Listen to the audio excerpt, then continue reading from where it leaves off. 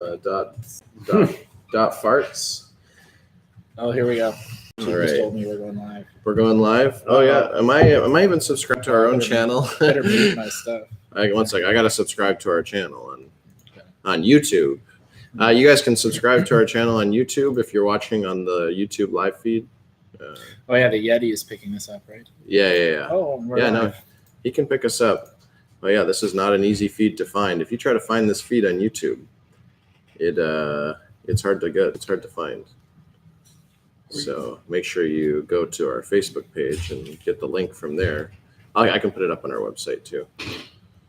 Cool. You want to do a little quick run through here of the song? Yeah. It's gonna be real fucking loud. So Take your earmuffs be off. prepped. Yeah, it's always so loud. Hey. Yeah. All right. Okay, good. Cool. I'm ready to go basically whenever you guys are. Ready? Water first. You got water? I'm in. I got water. Drink a little bit. Oh yeah, drink some water. Drink some water, guys. The moist throat. Probably shouldn't be drinking the scotch. I don't think it's good for. It's great for podcasts. I've never heard any vocal instructors tell people to drink alcohol before they do a vocal performance. A lot of metal vocalists do. Yeah, Loosens you up. they're just having beer. That's why I only gave you one honey ounce. lager. Okay, you good?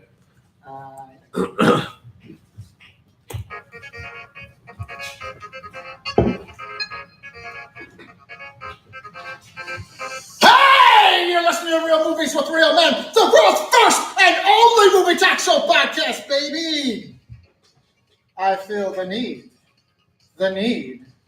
for speed. And this was the 80s, so I think we all know what kind of speed they were talking about. I'll give you a hint. It's drugs. Unintended with me, as always, I feel the need to kill. Mueller. I feel the need for Mull. That was cool. I did have that written down. that was my planned joke, and then he says it like 3 times. With us as There well. we go. He'll feel your need. Brady. So I say to him, Kevin, I feel the need. The need for tweed. Oh, I'm glad you brought that up. Wow. And joining us today, he definitely knows what kind of speed they're talking about. Back again, Richard. Thanks for having me. Nice. You're welcome for having you. No need for speed. Works better if you put it in your butt first, too. Got butts.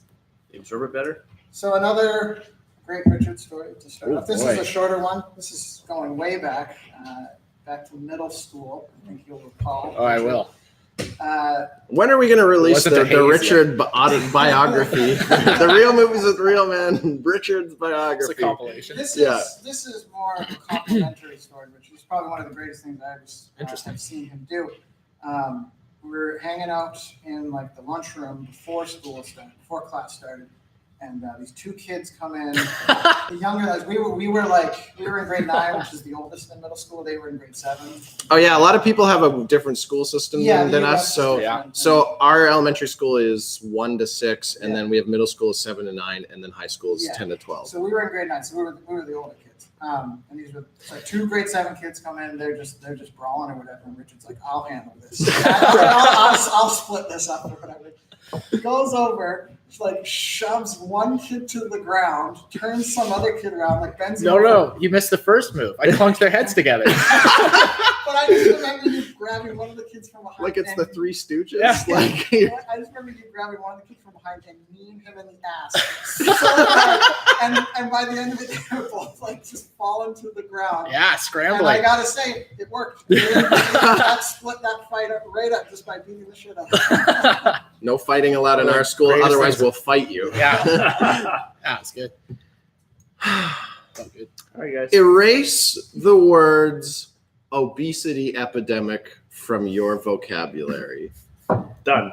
Sounds like double speed. Done. Easy. Demonization of fat bodies is a classic scapegoating tool employed by governments. When they talk of I've never heard anyone pronounce the N so much. in government before. I really want people to understand that these aren't my own words.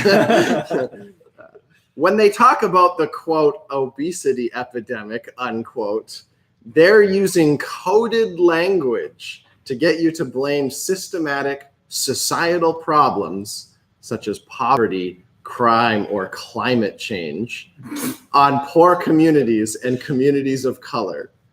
What? They went this to the obesity thing? Erase the words obesity epidemic from your vocabulary. When we're talking, anytime anyone says obesity epidemic, it's just the government trying to trick you that it's black people's fault for things like climate change or poverty or crime. Seems like a strange theory. This is one of those cases where I cannot tell anymore on the internet what is satire and what is not. Because you used to read like an Onion headline, and it was clearly satire, but it was funny. And now you read a headline from someone else, and it's like, is this satire? Especially when Mueller reads it. I do have a problem where people are often not sure if I'm being serious or not. I'm that person. I'm one of those people all the time. Like, I don't know if you're being sarcastic. Yeah, like I definitely have this experience where I walk around in life thinking everyone is a complete idiot because I'm like, don't they get that I'm just joking? Like, obviously what I'm saying is horribly absurd. That can't possibly be true. Except for this, which I know the person who posted this was being 100% sincere in posting this. I posted back, I said, dang, those insidious scientists and doctors. I think there's this weird thing where they've conflated obesity epidemic with like, that's just discriminating on a type of person. But when people refer to the obesity epidemic, they're referring to like people dying really early from heart disease and stuff because they're overweight. They're referring to our generation being the first generation that dies before their parents on average. Yeah, so I think like they've somehow, at least in the States, they've equated it into their mind as, I don't like fat people or I don't find them attractive or whatever, and there's too many of them around. It's like, well, no, I mean, maybe there's some people who talk like that. But when they're referring to the obesity epidemic, it's that people are dying because of droves, because of causes directly related to so we were watching some classic Gavin McInnes as he's crapping on fat women and stuff, and he has this line where he talks about, he goes, we're men, we love women, like we're the ones who want to have sex with you, like it's not like we're discriminating against you. I don't think he was crapping on fat women. He was fat women. He was crapping on the people who dress them up and parade them around and tell them that they're okay as they are, when actually they have physical and mental issues that they need to deal with. Well, I don't know if being fat means you have mental issues that you have to deal with. Probably have some form of addiction. Yeah. What do you mean? Of course you do. I don't think. Well, listen, I have a form of addiction. That's a real problem. I mean, so Gavin McInnes was kind of saying that as in, listen, once you lose a bunch of weight, I'm the one who wants to have sex with you. I'm looking out for your best interests. So, I mean, I can say from my perspective, you don't have to lose a bunch of weight. It's like I'm already there. I love women as they. Said it on video. It's like I find myself strangely attracted to all the women in this video. Yeah, he's talking, but it's like women. You can take it from me. You can be beautiful and die from it. That's that's totally, those aren't incongruent things. Yeah, it's like nobody, there's no standard of like, there's not heart disease isn't like trying to parade around politically charged issues as if it is of any concern to heart disease. It's like, this is unpopular that I'm killing you for whatever political reason. I don't care. I'm heart disease. Like, you're dead. Does that thrill get you off, like asphyxiation? No. Like, oh yeah, she's gonna be dead in 10 years. Yeah, I'm a classic avoidant, afraid of commitment kind of guy. So this works out just great for me. Smoking and drinking and eating too much. I'm going to speak for myself here. One of the reasons I'm not that attracted to really big women is because I always think, could I be with somebody whose dumps are way grosser than mine? I just think about just just going to the bathroom after them. Like if it's worse than mine, I don't know if I can handle that. I've been getting mad at all these feminists. You know, they always turn it into a feminist issue. Braden, he always turns it into a poop issue. It's like he has to see the entire world through a philosophical lens of poop. Yeah, that's genius. I think it's hard to be attracted to someone knowing that once they reach a certain weight, that they probably have really bad wiping habits. There's no way they use a stick. There's no way they're getting the job done at 100%. No. Wet wipes, man. That's why I always. How big is this? That's why I always keep my bathroom stocked with wet wipes. You know, I ran out of spicy wipes, so I had to. Spicy. I don't know where the spicy wipes stuck. Yeah, I don't know where that was. Spicy wipes stuck. That was a previous sponsor of ours. Spicy wipes. Oh, okay. Yeah. They didn't even. They didn't. Spicy wipes. They didn't even sponsor this. We're even a free advertisement here. Keeps you warm during the winter. Yeah. Yeah, so that's why I always keep some wet wipes handy. You know, it's like you gotta be able to keep it clean. I go through wet wipes like 5 boxes of wet wipes a month, man. You know, I wanna keep that clean. Do you remember that stuff Icy Hot? Yeah.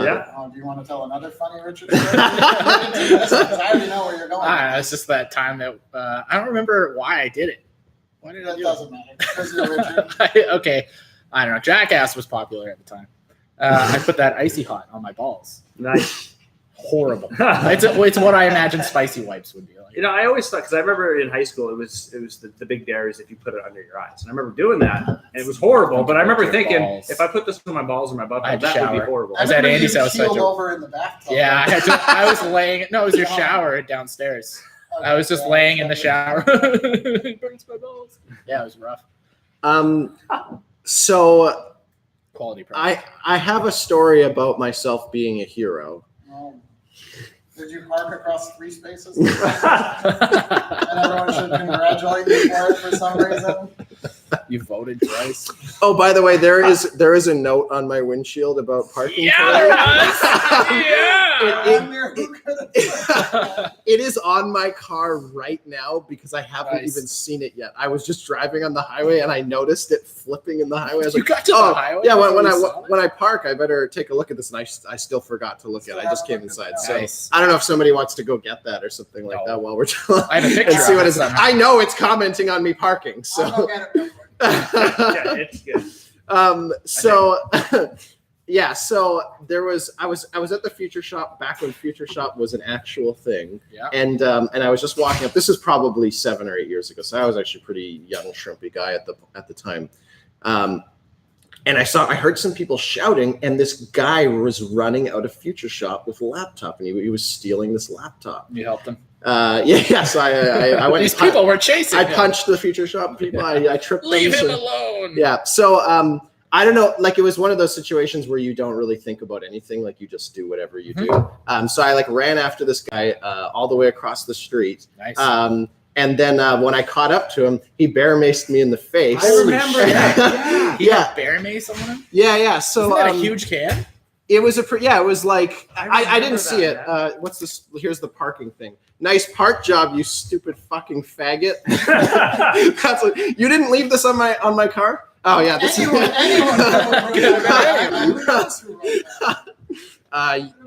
Andy definitely left that on my car last night. I didn't find it until I got here. Basically, I didn't even notice it.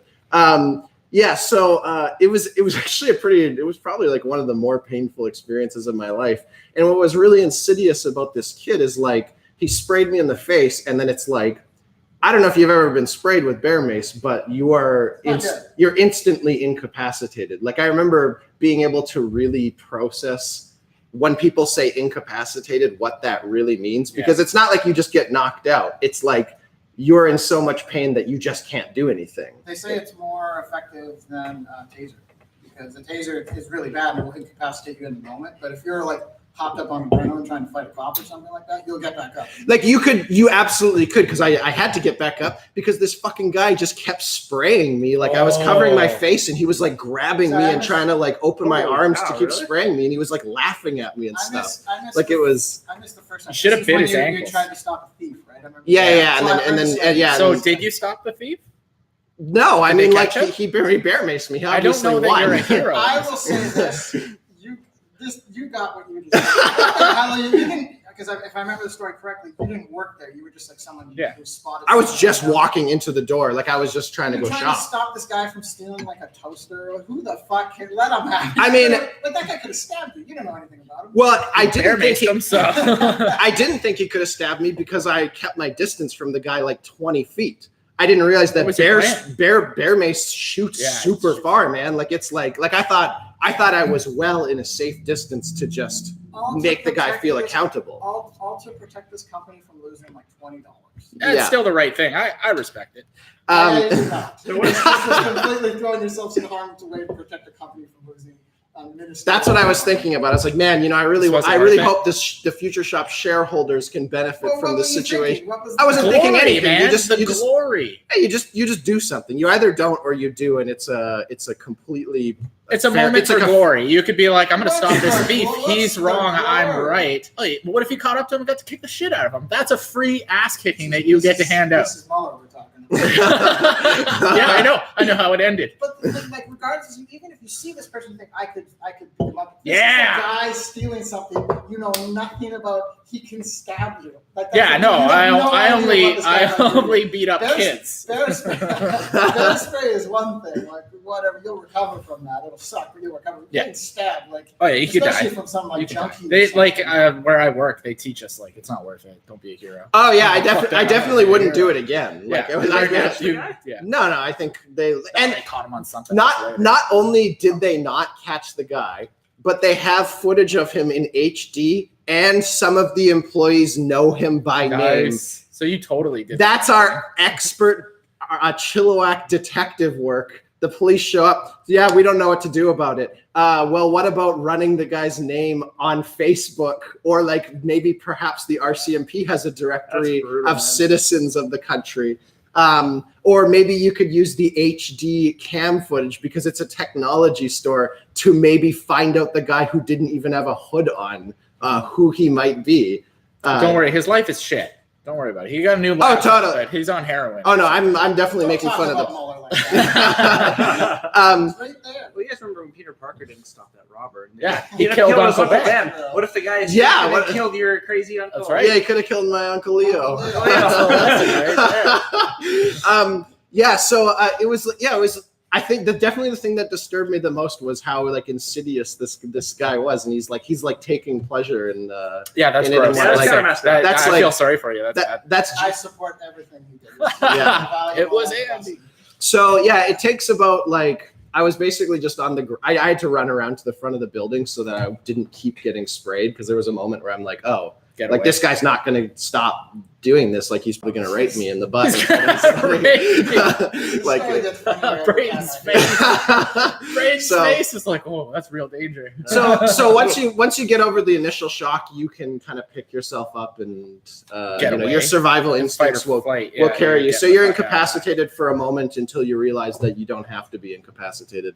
But yeah, it took like 3 or 4 hours of just basically laying there and pouring milk from the grocery store in my face. Did anybody help you? There was like some people at the store. Actually, busy laughing. Yeah. Did you get that on video? There was a guy like, you know how when there's like a politician and there's some restaurant and some drama's happening, he's covering his face. Okay, don't be part of the story. I got to get out of here. And there was definitely a guy who was like shuffling his kids away from the situation. He's like, oh, I got to get my kids away from this situation. In the air too, right? No, I mean, I ran around to the front of the building, so there's at least a few hundred feet in front. I'm just a guy. So at this point, a family just sees you swatting at the air with your eyes closed.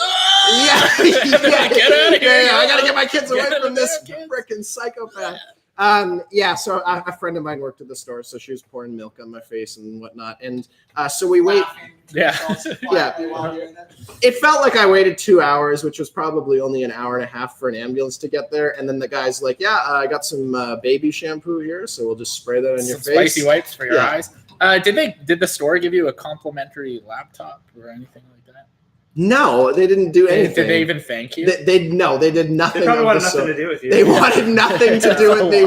That's they were like, no, you did it yourself. He's not employed. I went around the next day. I was talking. I was like, yeah, it's that guy who chased the guy. They're like, oh yeah, cool. So you stole a laptop and the cycle continues. Yeah.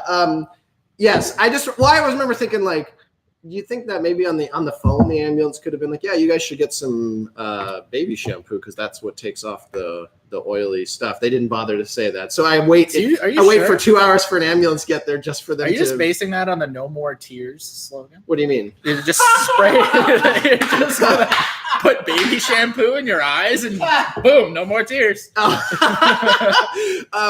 that's what the ambulance guy said. He's like, I'm putting baby shampoo on you because they tell you what they're doing. Really believe this song. How old were you during this? I was probably like 20 years old. Yeah, probably 6 or 7. Yeah. So afterwards, I got home and I hopped in the shower and started washing all this bear mace off of my face. And what they should have warned you is don't stand up straight because all the bear mace will run onto your balls. My balls are now at like completely on fire from bear mace, and that's I thought you were gonna say my balls are now permanently fucked up. Yeah. My hands are permanently fucked up. I have to like use lotion a lot because the back of them are still like they kind of melted them a little bit. So I'm glad it didn't melt my beautiful face. Yeah, that's apparently double unfortunate. Apparently your hands, my face is totally fine. My eyes are fine. Back of your hands not so good. So I hope you learned a valuable lesson. This is your story of you being a hero. I love it. The lesson here is villain never one. Be a hero. I quote hero again. This is what I really felt like I was air quotes. You got to win to be a hero. Even if you won, it's like I got that company saved them from losing a couple bucks. I love this idea. It's like, everybody, they just go through their life making completely intellectual decisions, in every heat of the moment. Like I said, you've learned a lesson. Yeah, I don't know. I remember talking to a friend of mine after that, and he's like, I've been on both sides of that situation. I maced a kid. Yeah. I've attacked people for drugs and stuff, and like been the one stealing it, and I've been like the hero, and you did fine. It just depends on where you are in life. So that guy made me feel a lot better about the situation. It was less embarrassing after being completely humiliated by basically the equivalent of the Joker from Batman attacking me. That's good. Chemical warfare. Yeah. So you guys ready to get to some movies here? No. No, this movie sucks. My most hated movie ever of the week is Top Gun. With 2 N's at the end. Top Gun. No. Directed by James Gunn. Got it. He's a big fan of real movies with real men. So Top Gun is a movie where a bunch of air pilots slap each other's asses and call each other, I guess, cool names. I guess. I guess. Maverick. Goose. I don't know if Goose is a really cool name, but Slider's a cool name. And then there's about 45 minutes of stock B-roll footage of a bunch of jet fighters kind of flying around, and they're just really quick cuts, and you can't really see anything that's going on. So like they might have just had a fighter jet in a sound stage and just like whipped the camera along it. Yeah. This immediately the title of this movie is false. You passed me the scotch. False advertising by calling it Top Gun. It should have been called B-roll gun. This is not the top. Yeah. And then the other 45 minutes is a bunch of scenes of people doing doing bro stuff. I just want to point out that the beginning that sets up the premise, that little thing that tells you what's going on. Top Gun is a program to teach people the lost art of dogfighting. Of aerial combat. Yeah, because it is outdated and unnecessary. This is we don't need that anymore. What, like a title scroll says at the beginning of the movie. It literally says the lost art of aerial combat. What are you talking about? It never went away. It's like, and so because they just shoot a missile. If anything, it would be lost now. Yeah, right, because of the drones and shit. Yeah.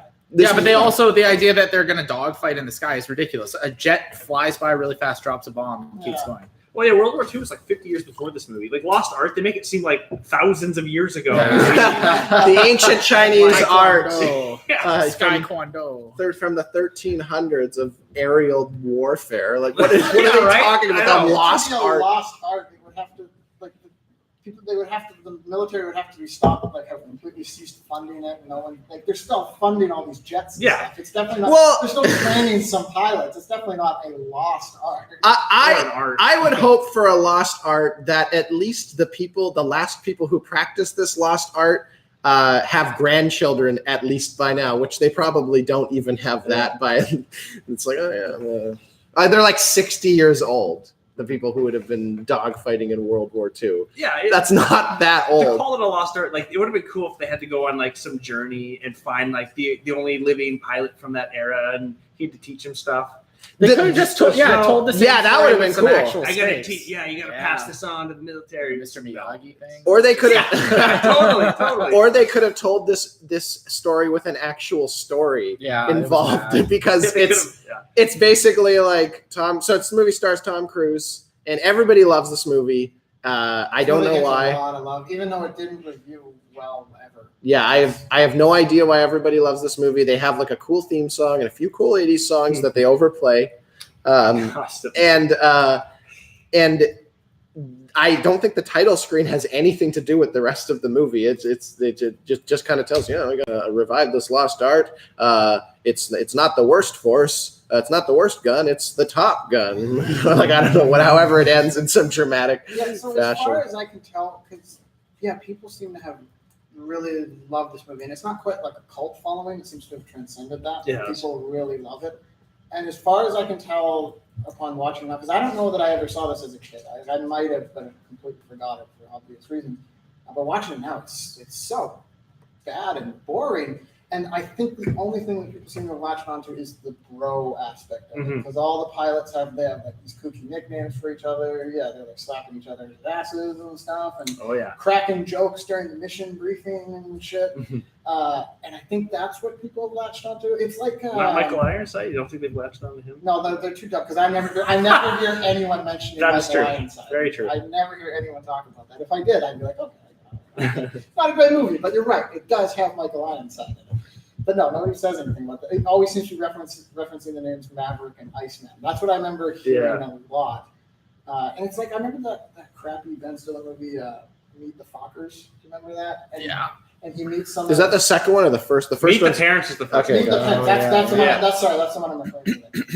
Because I can't ever remember seeing the second one. But there was a scene where he meets some family on her side or whatever, and they all really love Top Gun, and they call each other like Iceman and Maverick.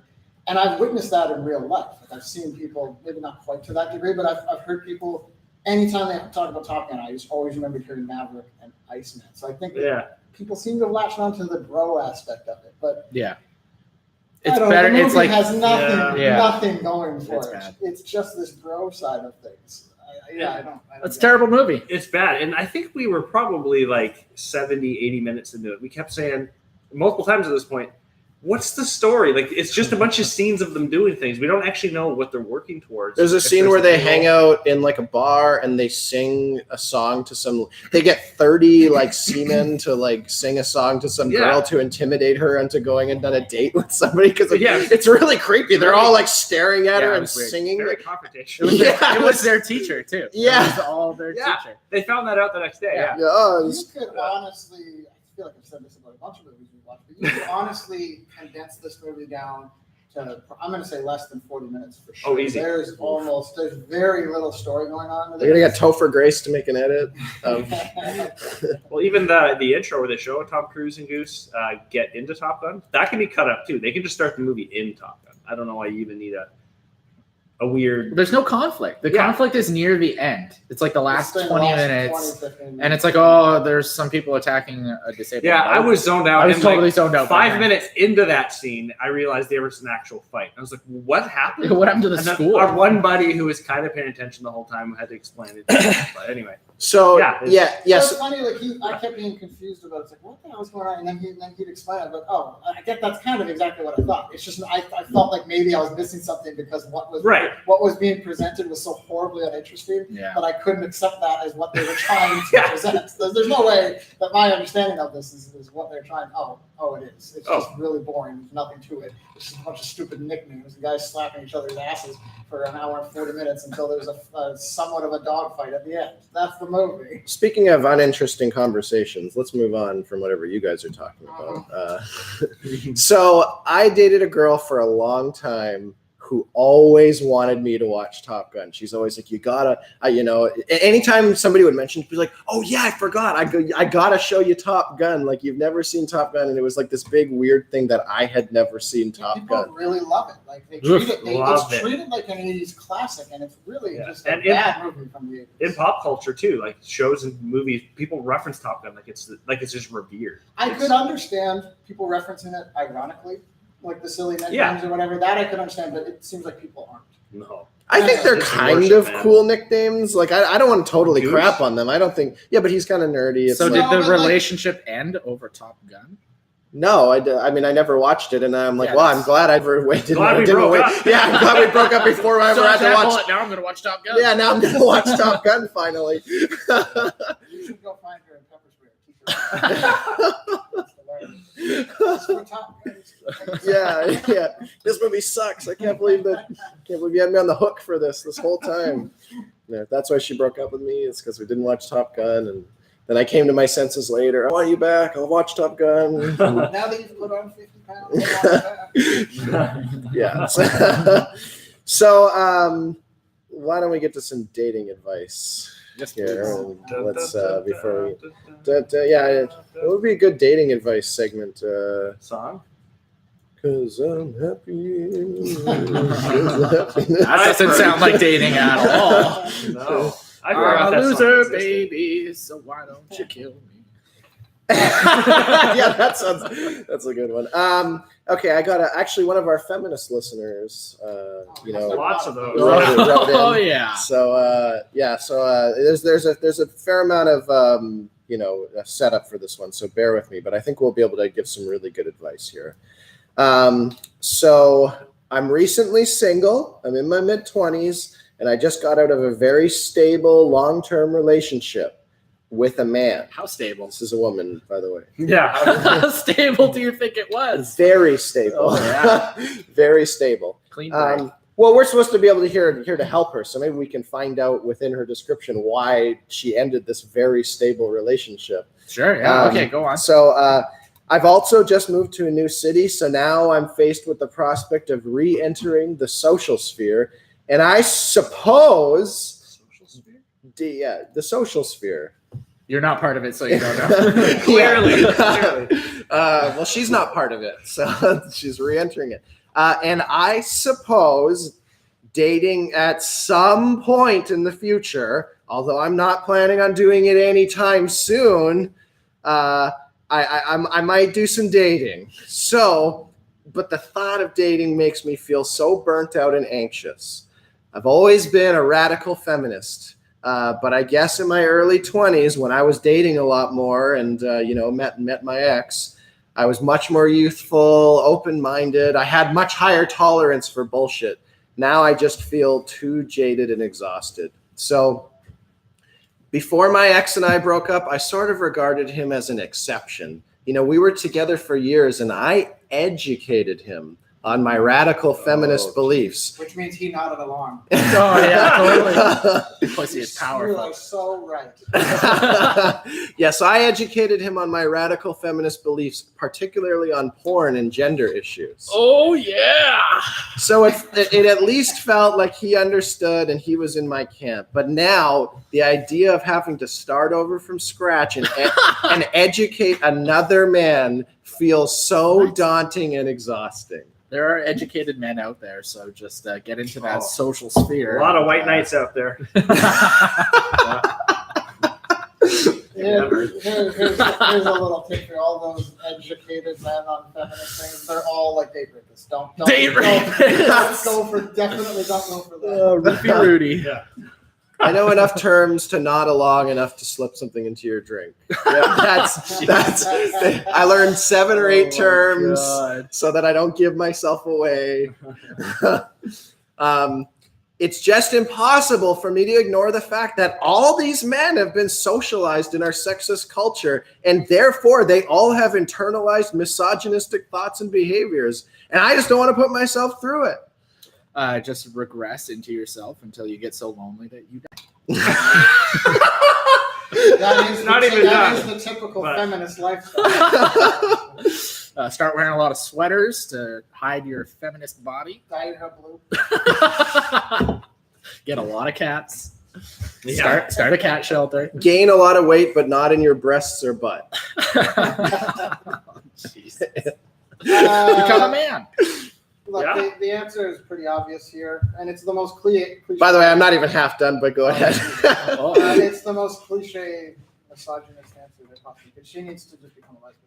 That's we all know that's where this story's headed. Like just accept it. I mean, I think I would even say it's like you're telling us that you want to be a lesbian. Like that's what I'm hearing. Where's the conversation? That's all I'm hearing. Yeah, that's what I'm hearing. I hate. Keep going. You said you're halfway, so I hate to pick out the most, the most misogynist, obvious answer, but that's clearly where this is going. Yeah, but you don't hate to do it at all. only because it's too easy. I don't care about it being misogynist. What I was expecting was Andy to say, this is the most cliche answer, but she just needs to join ISIS. When I heard feminist, I did think join ISIS. Feminisis. It's almost, you can't spell ISIS without. This is feminist without ISIS. This might get into weird controversial opinion sort of thing, but there is like a weird Venn diagram crossover between some of like ISIS's opinions on women, on dude trying to completely like imprison women, and some feminist stuff where it's like, oh, all these ads just objectifying women, and there's like those the racing, what's the racing thing? NASCAR. I'm curious to see how you're bringing this to NASCAR. There was the NASCAR the side girls. They're just like cheerleaders basically. The NASCAR completely fired them all because they said it's like, oh, we don't want to promote like objectifying women or whatever, and it was considered like a win for feminists. But it's like now a bunch of women are out of jobs. They enjoyed their job and like. They're the flag women, right? We're actually like capitalizing on the fact that people find them attractive. Yeah. It's like, okay, I can exploit this for my own gain. love those. So now there's like this weird crossover from like ISIS people trying. That's so anti-feminist. Forcing like you're talking about like the burqa thing, the hijab, the burqa. That's like women are like, don't objectify me. I can be this blob and I have a mind. I don't care. Like if someone, I don't want to get into the burqa thing. I don't want to get into the burqa thing because I don't care. But there's obviously something wrong with forcing a woman into it. But now there's this weird crossover between like hardcore feminism where it's like, women shouldn't ever be objectified, and even to the point where we shouldn't allow women to choose to live that lifestyle. It's like there's this great parallel. I like the feminists that choose to use their sexuality to control me. I like looking at it. It's great. I mean, at least they know the rules, right? Yeah, I mean, I'll lift heavy things and you look pretty. It works. it just works. A story as old as time. Nature's longest running transaction. All right, let's help this woman. For example, I know that there are some men who don't use porn, but they're they're clearly in the minority. So naturally, I assume that every man I meet uses porn, and even if they don't, I probably you use porn. Yeah, even if they don't, I probably still wouldn't believe it. As a result, I'm instantly put off of dating them. But then I end up feeling alienated, like I'll either end up settling or my beliefs are going to make me alone together. You have a good suspicion there so far. And then on top of that, knowing that everyone that I know thinks that it's not a big deal to watch porn, and it's like, man, I don't even know what to think. This lady is so confused by her own beliefs. Porn's just an example, but you get the idea. And being a radical feminist with all this, she has called herself a radical feminist so many times already. Yeah, that's strange. It's just Isn't that kind of a bad thing? Like I'm a radical. As soon as you're radical, anything. As soon as you say radical, it's like you just assume you take the belief and you. Yeah, I'm completely unwilling to reason. You've perverted the belief. Yeah. As a radical, the only radical you want to be is a radical. Yeah. Radical tubular guy. I'm a radical Westboro Baptist Church person. So I don't even know what they call themselves, but it's a weird idea to explicitly refer to yourself as radical. Like usually that's something that someone uses against you as a derogatory term. Yeah. Do you think that ISIS has a bit of a missed opportunity and not capitalizing on the skateboarding scene? Radical Islam. Freeze frame and a kickflip in the air. Yeah. Just a graffiti splash. Yeah. Radical Islam. Huge marching missed opportunity. By the way, we didn't actually fully solidify this earlier, but you cannot spell feminist without ISIS. It is in the so wow. I'm pretty happy about that. Thinking of Bin Laden with a tie-dye turban and sunglasses.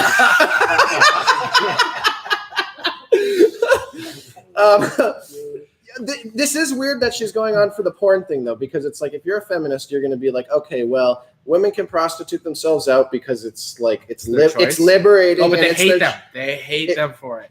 Yeah, but they hate them for it too. And it's like if you want to be a porn star, it's like that's an ultimate woman's sexual freedom. But men don't look at the porn either. Yeah, and it's like it's all sorts of hilarious conflating issues with modern problems like that, where it's like you hear a lot of feminists pro sex worker stuff, which I have no problem with, whatever, I don't care.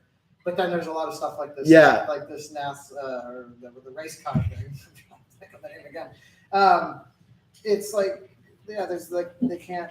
Their beliefs have just been completely thrown into this horrible testing ground where it's like, I'm pro sex worker, but I'm also against women being objectified.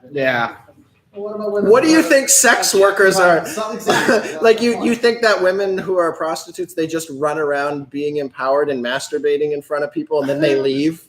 Like that's the whole thing. Like somebody is like, well, yeah, don't objectify them, but pay them to have sex with them. So is this the end of her 50-page question? Oh no, I was hoping to go on a tangent for a bit longer. No, I'll continue on.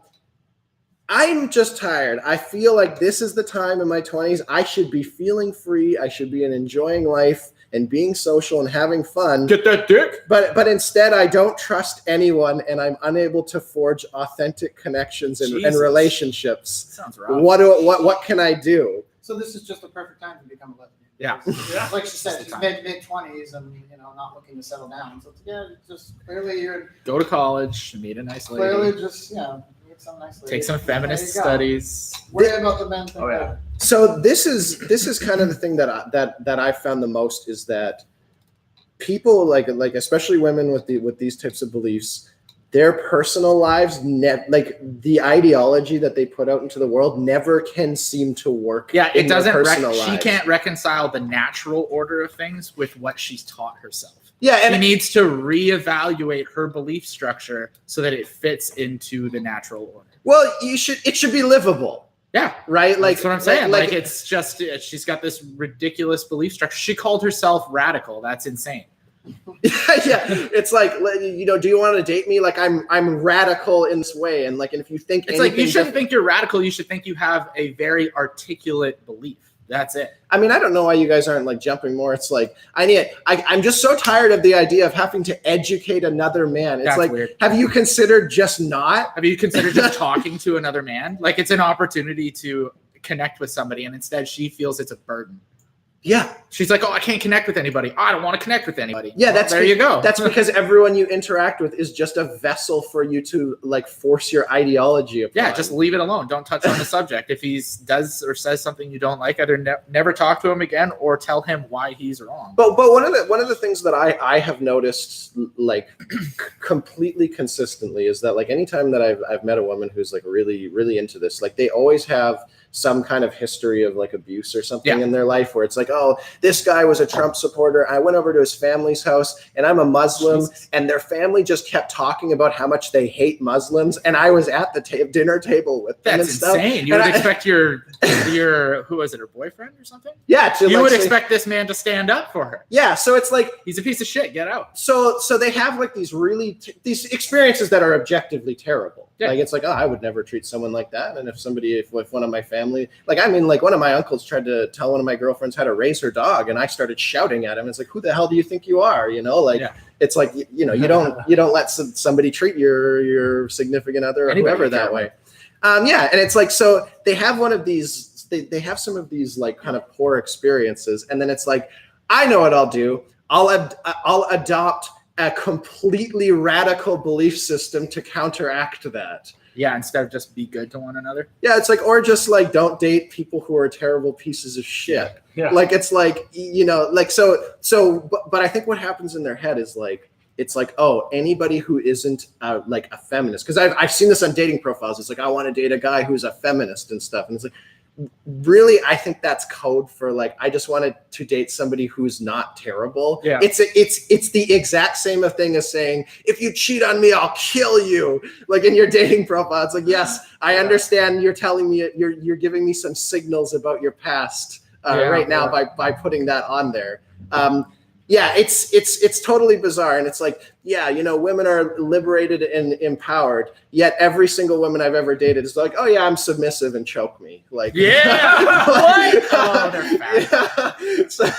So disappointed right now. Yeah. So it's like, you don't have to adopt an insane ideology, which is that everybody has to talk with totally retarded terms, and everybody has to buy into, like, you can just date somebody who's not a piece of crap and like live a normal life. You don't need to educate them. I have to find a man and educate. And it's like, and the way she's talking, she's like, oh, I'm like in New York. And it's like, listen, most people are probably pretty liberal, like where you are. Like, you don't need to worry about that. So it's like, this picture is amazing of this woman just painting. It's like, listen, this problem is, there's a problem where I've just adopted all these ideas that make me undesirable to everyone around me. Finished? Have you finished reading what she had to say? Yeah, that's it. Yeah, I mean, how long does it take you when you go on a date? I'm just gonna make sure you're not being to get to the choking. How long into the date do you start talking about Jordan Peterson? Start forcing that stuff on him. So okay, let me think about it. Have you done that before? Oh, absolutely, of course. Really? I mean, I'm not educating people. I'm not like, oh, you gotta like Jordan Peterson to go on a date with me. I don't really care. But I mean, I think that you start with the things that can't be controversial. Do you clean your room? Yeah. It's like you know, like embracing some of your manly traits is useful. That's what you say to them? That's what you say to your dates? Well, I'm obviously flexing at the time while I say it. They're very distracted.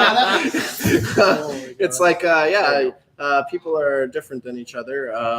You know, not even if someone victimizes you, if you see yourself as a victim, it will hinder your healing. You have some dark conversations with your dates. Yeah, it's awesome. Yeah, whatever. Look, lady. Listen, I just... Yeah, go ahead. Before we get to dinner, I just want to let you know that one of the worst conflicting issues for young men right now is postmodern Marxism. Postmodern neo-Marxist. I just drive around listening to music until I get laid. Yeah. So I mean, all right. Be a feminist all you want. If a hot guy wants to bang you, like, you'll throw your ideology out the window. That's what I've learned. You'll throw your. I mean, just be good to people. As always, she has two options: don't overthink. Lesbianism or ISIS. That's always. Each and every one of you has this option. Okay, so speaking of the most feminist movie that I've seen in a long time, Top Gun. Top Gun. the Gungans. What was that? I was going to say George Miller. It's from the Star Wars prequels, and they have all the behind the scenes of George Lucas. That's what it is. Talking about the underwater tribe from the first movie or whatever. And the Jar Jar Binks people. Yeah, the Jar Jar Binks people, and George Lucas, in one scene, he'll be like, the Gungans. He just says it wrong. And then he'll say the Gungans, and he keeps pronouncing it. He doesn't seem to know what the race is called. Well, that comes across. I think he wrote the script in like a week too. That's terrible. He had given up at that point. So anyway, let's talk about the most important part of Top Gun, which is that Tom Cruise is so ugly in it. Yeah. I don't know. I'm gonna throw right to Andy for the prompt and the proper analogy here. Well, I don't know where the ugly comes in, but I noticed. Well, at first I thought that young Tom Cruise looked like Jason Schwartzman, but the more I looked at him, I realized that young Tom Cruise looks like a sexy version of Ben Shapiro. Dead on. Dead on. As soon as I said that, everyone was watching Tom I Cruise had to on Google screen, it. and I was like, "Oh my god!" Yeah, because Ben Shapiro even has a bit of a unibrow too, just like Tom Cruise does. Yeah, Tom Cruise has this very prominent unibrow, and they do close-up shots where they're basically zooming in, and the center of the screen is his unibrow, and it's like there's no break. No. At all. There's no break, Jerry. He had no break. She had no break. The unibrow is the least of his weird, ugly. Yeah. Well, there's the Cyclops too. So I can see why he always Cyclops tooth is definitely. That's a good one. But people talk about his Cyclops tooth, which is dead center in the middle of his face. Yeah, people talk about that still today, though. Like in modern Tom Cruise movies, he still has a little bit of a Cyclops so what we're tooth. talking about, like, just all you listeners, if you have internet in front of you or web browser, whatever, do a Google image search of Tom Cruise teeth, and you'll see what that is. He doesn't have like that split of A teeth like alignment comes up. Two teeth in the front. One of his teeth is like his front teeth. His right tooth. Yeah, Dead it's right in the middle. It lines up perfectly with his nose. Yeah, and it's so weird. I've never great. noticed it before, but it's really apparent in Top Gun because there's, like you said, so many Look at this close-ups picture. of his face. Yeah, there's also a one with a line down it so Yeah. you can see. It's really weird. I've never noticed that he had, because you see Never. him in the. So to all the like, ugly pretty people out handsome there, dude or whatever. you can just take care of yourself. Yeah, and, just get a haircut and- Yeah, it'll be fine. There's some pictures on the internet here of Tom Cruise, and they've taken the teeth out of his mouth entirely. He's just got gums. Yeah, so This line down his face. he must have had some sort of plastic surgery or something, Well, or So I looked into this because initially while watching it, because I've never noticed this about Tom Cruise before, so I thought, okay, he probably still doesn't have this, and he probably got some dental work, whatever, Nope. but he definitely still has it. However, there's some like early screenshots. I don't know if it was like a modeling thing or whatever, some early movie or whatever. He used to have real fucked up teeth, and he got dental work to fix it. yeah, And they tried to correct it by like shifting his teeth over a bit, but I guess With some braces. they overcorrected, and Oh. that's why his tooth is in like the dead center. So that's actually like it's disturbing to look at. The more I look at it, I'm just like, it's really weird. it's yeah. very I've off-putting. never noticed it before, but it's so bizarre. I mean, I think that some of these pictures on the internet are certainly trying to emphasize It the always looks like he has a crooked smile, but then the more you stare at him, then you realize he just has a weird fucked up middle tooth thing going on. It's not like a crooked smile. It's very weird. oh, Braden's got a middle tooth. So that's still today though. Like he's got some real bad teeth. So he does this smile in it. And the smile, you know what? Somebody who has like really big braces and they try to smile. Really So- big braces. Yeah. So like they don't have the Invisalign, but they've got braces that are actually braces. protruding from Yeah, their braces. teeth a little bit. So they smile, but they don't want to show you their braces, so their lips are touching, but their mouth, there's something in their mouth, so their lips are kind of pushing out a little bit from it, and like, you know, the person obviously is ashamed of their smile. Like that's what the look is like when the dog He smiles with his teeth a lot. Yeah. Well, when the dog poops on the carpet or like he bites something and, rips apart your dresser or something, and then you come home and the dog looks like in shame because he knows, that's what this smile looks like. It's the smile of somebody who's ashamed that they don't have a nice smile. so they're closing their lips and it's this unnatural smile. So I mean, the best way to simulate it is just smile with your lips closed and then push your tongue a little bit out. Sure, there. there's a lot of teeth shaming going on. Yeah. Well, Yeah, jeez. well, it's all right. All right by me. So Tom You're a big Cruise. celebrity, where you're just always trying to promote how beautiful you are. You're opening. You're it ugly up. just like You're us. opening up the floodgates for this kind of comment. So and Sorry. the last thing is, it's clear they didn't make very many attempts to understate how short Tom Cruise is, which is why the Ben Shapiro comparison is so great. Because I'm pretty sure in most of his newer movies, they just shoot it in a way that he doesn't look as short. Because I've never perceived They Tom did that Cruise in this to. one. Maybe he wears lips. I don't know. I've never perceived Tom Cruise to be short until this movie, and I'd heard about it, There's but lots of actors like that. Apparently, Hugh Jackman's very short, but they shoot him in a way that he just doesn't look short. Elijah Wood's very tall, so they shot him in The Hobbit like he was very short. They had like built that mechanism on the to make him look short. That's fairly common. And then one of the bigger ones, like Sylvester Stallone, is famously very short as well too.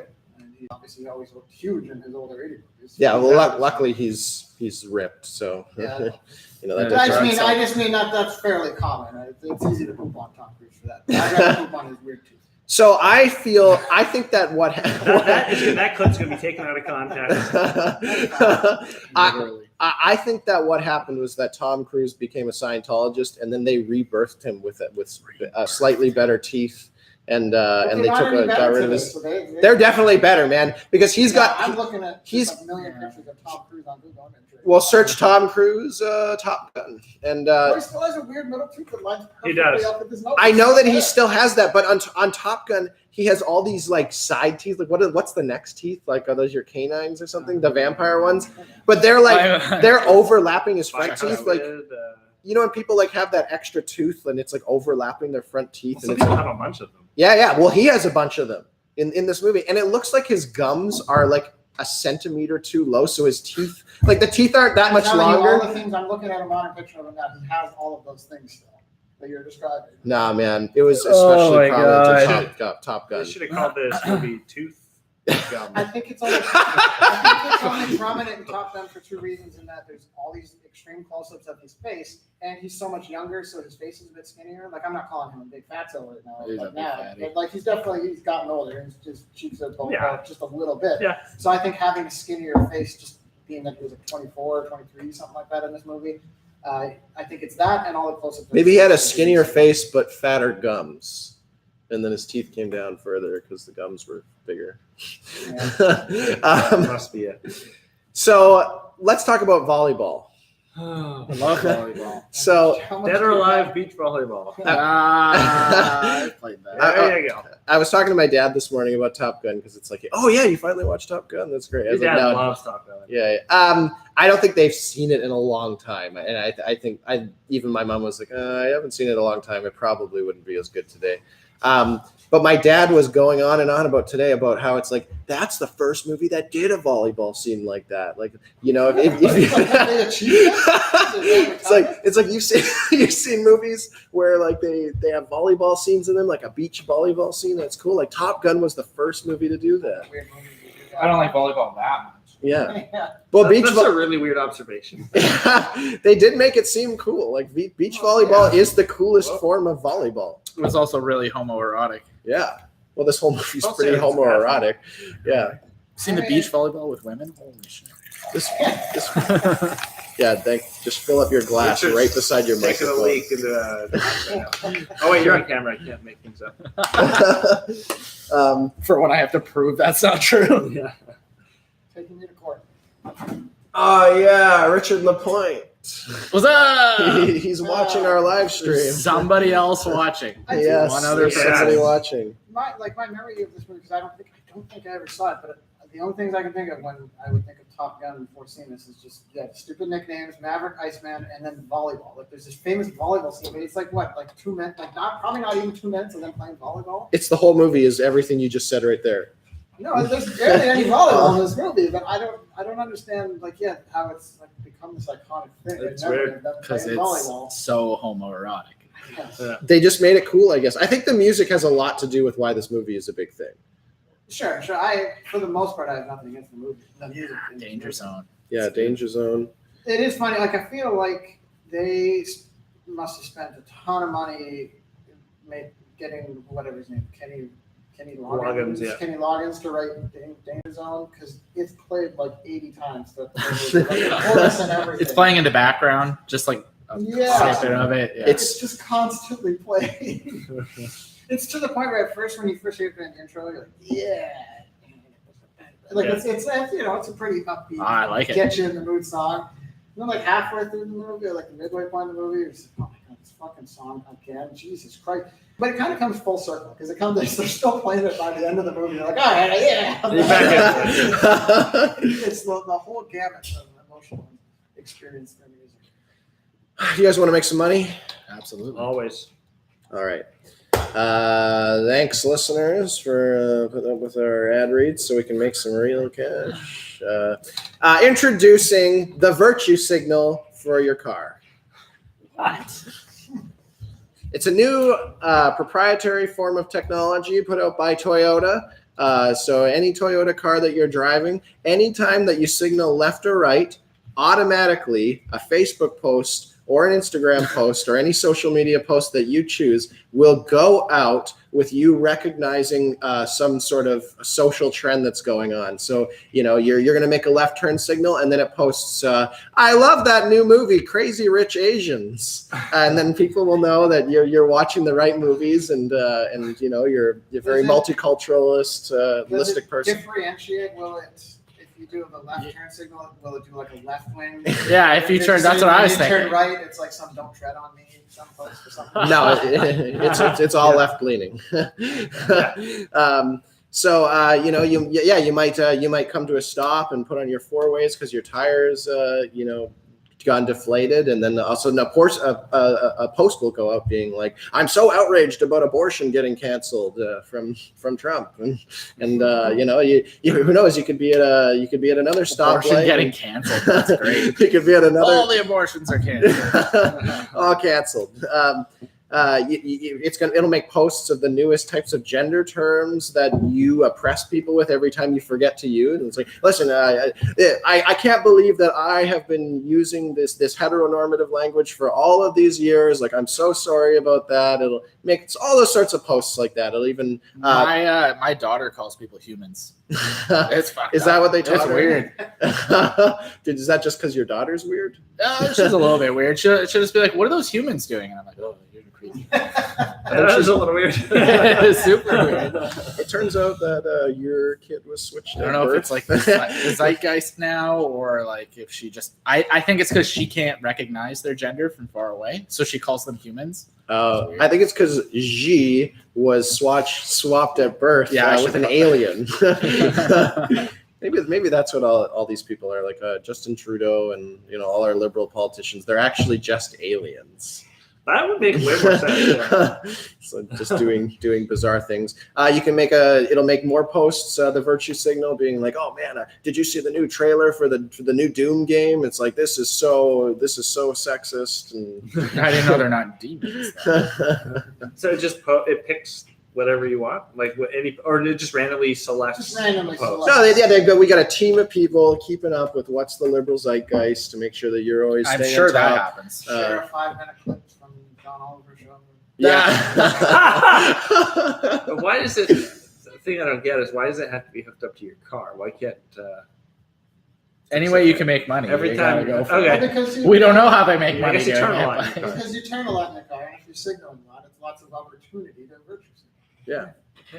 That way you can get your ratio of signals to virtue signals is that the term for when you go online and post how virtuous you are, or like post something? Oh, okay. You post some. You post something. Like, I usually stay away from the internet. Yeah, like usually it's some dipshit. It can be a horrible place, but it's also good if you like making fun of things. Yeah, it's just a great opportunity to shitpost. Yeah. Thanks for interrupting me to say basically nothing. Basically, virtue signaling is just when like some dipshit goes on Facebook and they're like, I remember first listening to Aretha Franklin when I was 6 years old and I've loved her for 30 years and now she's dead. That's exactly what it is. It's like anytime some famous... Yeah, if someone dies and then you're just like, oh man, I love them so much. I definitely think that... I think that people who all of a sudden become interested in a celebrity the day they die totally fit. I think it totally fits under virtue signaling. No, virtue signaling. Because it's trying to make you look compassionate. No. Virtue signaling would be like posting some article about homosexual rights purely for the cause of making yourself sound good. Like, not that you actually care or engaged in this. You just have to remind people that you're a good person. Exactly. Just wait, Facebook's introducing online dating. Shit's gonna hit them. Oh shit! No, but it's a sliding scale though. It's like it's not like you are virtue signaling or you aren't. I'm just saying there has to be by nature of the title, there has to be a virtue that you're signaling. Yeah, the virtue is that you are compassionate. Compassion's like if that's the post, but that's not what you were describing. But anyway. Anyways, the more illegitimate it is, it's like, okay, well, maybe I'm 10% compassionate, but I'm mostly capitalizing. Okay, well, it's like those posts that are like 90% of virtue. So and so. Yeah, rest in peace. Peace. One like equals one prayer. One hug from whatever it is. So invest in Toyota. Get a virtue. Are you getting it's the liberals' choice. I think we have to be making money to get sued. Oh, yeah. Okay. Icy Hot's gonna come after us first. Yeah. I definitely think that we're gonna get done in by ISIS long before any sort of corporation cares about this. So, okay, have you guys heard about decolonizing yoga? What? No. Decolonizing yoga? Yeah, decolonizing yoga. No, decolonizing yoga. That one I have not heard. No. Okay, so someone on my Facebook posted this, and she said, "I'm looking for some low impact exercises, but not yoga, Sex. And sweeten the deal. And it's like, like I have a condition, I can't do like a bunch of workouts, like I have to do like something that's really low impact, but I need but not yoga. The condition is laziness. but not yoga. No. It's swimming. like So eventually, like, I don't know why it wasn't the first comment. Somebody says, well, why not yoga? So she goes, well, I had this conversation with an Indian activist about her efforts to decolonize yoga, and I'm trying to dismantle my own racial privileges and biases. So I'm not sure I'm at a point where I can tell what does and doesn't count as appropriating the culture. I need to learn more about the origins of yoga and the religious aspects. So before I know whether I'm going to be able to practice this. This sounds like her post was a way for her to mention this. That's virtue signaling too, right? Like, that just sounds like it's an excuse for her to. I think we're pretty close onto the virtue signaling. Anyways, that's just live in the moment. Forget the past and shit. And like, it's just fucking yoga. It's positions to stretch your muscles. Like, I love this trend. So this is where the very like far left absurd beliefs are. You can see them start to implode on themselves. Yeah. Because they've created a world where nothing is safe. Yeah. Well, or nothing. You can't do anything. Yeah, exactly. Yeah, which it's true, by the way. Let me just give you guys a prediction for the future. Keep going down this path. Every single thing you do is wrong somehow. Yeah. Everything. Yeah. So behind every great fortune is a great crime. All of that. I do. Right. Yeah. And it's, by the way, I do want, well, I don't know if that's what I'm saying. Like no. I'm not saying you have to do terrible things to do something good. I'm just saying that it's exactly how if you define the world as oppressors and oppressed, eventually you will be the oppressor somehow. Yeah. It's like, oh well, all these white. Jordan Peterson. Yeah, Jordan Peterson. He invented what happened in communist Russia. He's not just like good at describing it very succinctly, so that you don't have a history major to understand. Yeah, really. Look at how defensive you are. When people attack you, you just get all defensive. Tripling down. So I'm mocking you, and then you're mocking me in return, and we're just like mocking each other back and forth. But yeah, so it's like, oh, okay, well, now we're oppressing all these Indian people or whatever because we're stealing their culture, and it's like, oh, well, hey, just go to India, and those Indian people are oppressing other Indian people, and like those Indian oppressors. How did you get there from this yoga post? Because the fundamental thing behind appropriating people's culture is that you're oppressing them. Yeah, your friend's fucked up. It's just fucked up. Dude, this is Canada, though. We're tearing down. This is social media. We're tearing down a statue right now of John A. McDonald. We're not tearing it down. We're moving it to a museum. Why? Because you don't want to say this person deserves a statue when they were just somebody who oppressed people. Why doesn't our first prime minister deserve a statue? He does, in a museum. Why?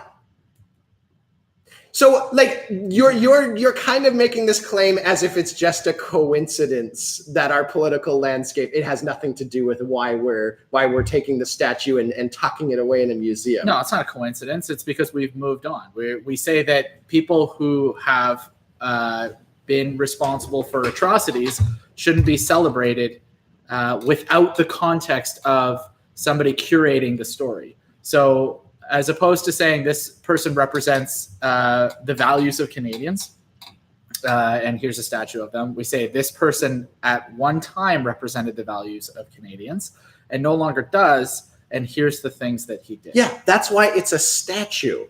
Yeah, that belongs in a museum. That's like people saying, in my opinion. Yeah, I know it's your opinion. Sorry, I didn't walk into the room thinking you were a literal God who had the objective grasp on reality. I know it's your opinion. Anything you say is your opinion. It's like it's a statue of someone from the past. They definitely don't share the same values as anyone from today. They're basically a different race from us. Like, talk to somebody who's 90 years old and they are like, alien. They're an alien to you. Yeah, some guy from 200 years ago. It's implicit. It's implied that he's a different person because that's true about everyone from 200 years ago. Like, I don't need to go and put a statue. I don't need to go put a plaque in front and just say, listen, John A. Macdonald, he's not a modern person. Like, of course he's not a modern person. Like, they didn't have like Nietzsche and Jung and all these other philosophers who've completely shaped the way that we think. And Jordan Peterson, it shapes the way that we think. It's like it's already there, and so the idea is like, oh well, he's he did all these bad things to natives and whatever, and then I hear the natives, they're like, yeah, who cares?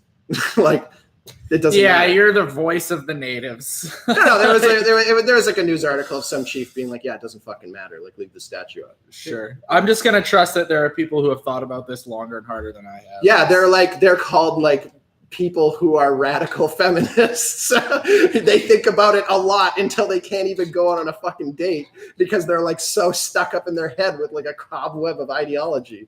I don't have any strong thoughts on those statues. And until they finally erected that RoboCop statue, if someone tries to tear that down, then I'll be yes. Or someone tries to tear down that. This is a real thing, by the way, that they're doing. They're putting up a big statue. Oh, awesome! Are they actually? Yeah, that'll get moved. I would kill people if that got taken down. I know there's like you heard it here first. There's like a Rocky statue in Philadelphia. Well, there's a Rambo statue like half an hour from here. Yeah, what? Yeah. They put up a statue in Hope? Well, First Blood was filmed in Hope. Yeah, I know that. I didn't know there was a statue. There's been a statue there for decades. Oh, yeah. More statues. That's the solution. Yeah. Just saturate the statue market. That's when it's... Well, we're lucky that Stallone statue is in Small Town Hope and not in Victoria. Yeah. Otherwise, they'd be tearing down that symbol of toxic masculinity for sure. Yeah, and my big deal with the Johnny McDonald statue is the fact that it used to be free to see, and now I got to pay money. Oh yeah, I gotta pay money and go into a museum to see it. These beliefs, they can't help but implode on each other. We need socialism and free thing. Oh, like, but you got to pay to see statues. Well, what about this? What if they replaced the statue with a RoboCop statue? Yeah, that'd be awesome. Or a John Matrix statue. Yeah, totally. Or a Cobra. I don't care about John A. Macdonald or anything like that. Like, I don't care. He's not some guy that I like or love or anything. But it's this idea that you can somehow take back the past. It's like, listen, we need to make reparations. No, when you move something to a museum, you're not taking back the past. Yeah, I mean, it's like in a public square where everyone can see it, where I probably would accidentally see it when I go to check out the Parliament buildings or whatever. Mm-hmm. And it's like, and now I will never see it because I'm not going to a museum. Like, are you kidding me? It's like, yeah, listen, your show still exists. We're just taking you off cable network television. So, yeah, what you mean to say is that my show is dead in the water. Like, it's like if you don't have syndication, like it doesn't exist. You can't act as if, oh yeah, it's just as likely people will see that, behind a paywall than for free out in the street. It's just this idea that people can take back what's happened. It's like, yeah, these bad things happened. Don't pretend they didn't happen. They did happen. It's not a big deal. And also, it's not a big deal. But what do you mean? That those things happened? It's not a big deal. It's not a big deal to admit that those things happened. Okay. I think we're on the same page that people need to know that those things happened, but your way of going about it is keep it in the public square and, I don't know, have people recognize that it happened, and then people who see it in the public square are going, no, put it in a museum so that it can be curated and people can be told what happened. I mean, and let's erect a statue of somebody who respects our values now more, or something like that. but it's a statue. Who the fuck makes statues? Fucking old people, man. Like, when I see a statue, I'm like, oh, there's an antiquated thing. It's probably from something really old, because like anything that, like, statues themselves don't represent modern ideals. They're statues. They're the opposite of modern people. Like, modern people are on computers. Everything is transient and just here today, gone tomorrow. And it's the idea of a statue itself is the exact opposite of modern You culture. wouldn't think all that if there was a RoboCop statue. Well, I mean, that's because You'd be singing its praises. yeah, I mean, it's because RoboCop doesn't have to, encapsulate modern ideals. Like, that's not what it's about. I don't think that's what statues are about. Statues are about, like, listen, you did something great at one point. Now you get a statue and it's going to stay there. Like, that's how it works. It's like, oh, well, all of those guys in World War II who like died, well, they were oppressing people in all these ways, even though they thought they were dying for our country. So let's take down all their memorial plaques. Like, I don't even think that's a crazy thing to be a next step. The only thing RoboCop oppressed was crime. The only thing, Yeah. Judge Dredd, the only thing that I won't allow people to oppress is the law. I don't know. I think that there is definitely some ostrich head in the sand business going on here with this moving the statue. Yeah, probably business. a little bit of political correctness. Yeah. But that's politics. Yeah, well, I have no idea what that meant. what do you mean by that? Political correct. You're burying your head in the he sand, means so you that- don't have to be Do ostriches cognizant. do that? Yeah, that's what No, they they do. don't actually do that. Actually do that, but that's, It's a They're known for doing that, even though they don't. If they did do it, what would be the purpose of it, though? Why do it's people think they do this. It's la la la la. No, but It's you're plugging your ears and shouting so saying- you are can't saying, hear like, what someone's. literal, what would be the purpose Yeah. of ostrich doing it? Well, that's why. Why do people think They don't do actually do I that. think just because the cartoon. I think it's from Yeah, Roadrunner, it's yeah. from cartoons. They won that. Something like that. I don't know. First time I ever went to a zoo. Deep questions. When I was like 6, and I remember sticking my finger through the pen or cage or whatever it was at this ostrich, and this ostrich walked right up to me and went "Rah!" and bit Oh my my God. finger, and it didn't have any teeth or anything. But It's as a kid, yeah, it hurt a little bit. But as a kid, it was so shocking that this wild animal, this freaking huge ostrich, bit my finger. I remember I screamed and I cried like it was the most traumatic thing that ever happened to me at that point in my life. Right. And Now you don't go sticking your fingers where they don't belong. every time I kill the ostrich boss in Mega Man X2, I feel nothing. Anyway, Moving statues is dumb. That's the whole point of it. You can't There's only forget so the much past. room for statues. You ever have an ostrich? Yeah, did they move it and like put a really awesome new statue in? Like a RoboCop I fucking statue? hope so. Like, I don't know, I- man. I- I haven't researched this. I basically it's Why- if we're gonna start saying that somebody isn't worth honoring because they did bad things, get rid of every person Yeah, no in more history that you statues. admire, because all of them were from a different time where people did things that you really don't like. You can't judge the past morals from today's current moral Yeah, standards. and that's why we move forward and we put the statue in a museum and we just no, you erect a don't statue forget of about RoboCop it and you're because there's no, like stop saying you forget about it because you move it to a fucking museum. Stop saying that. Why? I'm saying you move it to a museum. That's where things don't get forgotten. That's where historians curate things. I mean, I definitely think that like in the culture is where things are most present and most not In forgotten. the culture, So, like, on your there's street, a the certain things that you symbolism see- when it's in front of Parliament. I don't even know where it is, honestly. But Yeah, it's about Parliament, I think. yeah, there's symbolism that goes with where it is. You're arguing don't forget the past. I would say the same thing. Don't forget the past. But then you're saying it should stay in front of the Parliament building.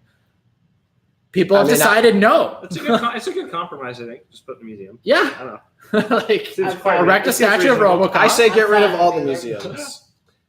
Yeah, I don't know. The way that people are presenting it is like, we really have to get this guy off the street because of all the bad things he did. You know, we never did any bad. Yeah. Alex Murphy never had the chance. Until he turned into RoboCop.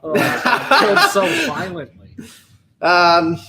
Yeah, it's I hope that my plan is to start a quote really liberal website where I take every single person that liberals love and find a way that they're actually a horrible piece of shit so that they can have no role models. Because definitely the way that they define things in this, you can do that with every person. That's what we need, more mudslinging. That's great.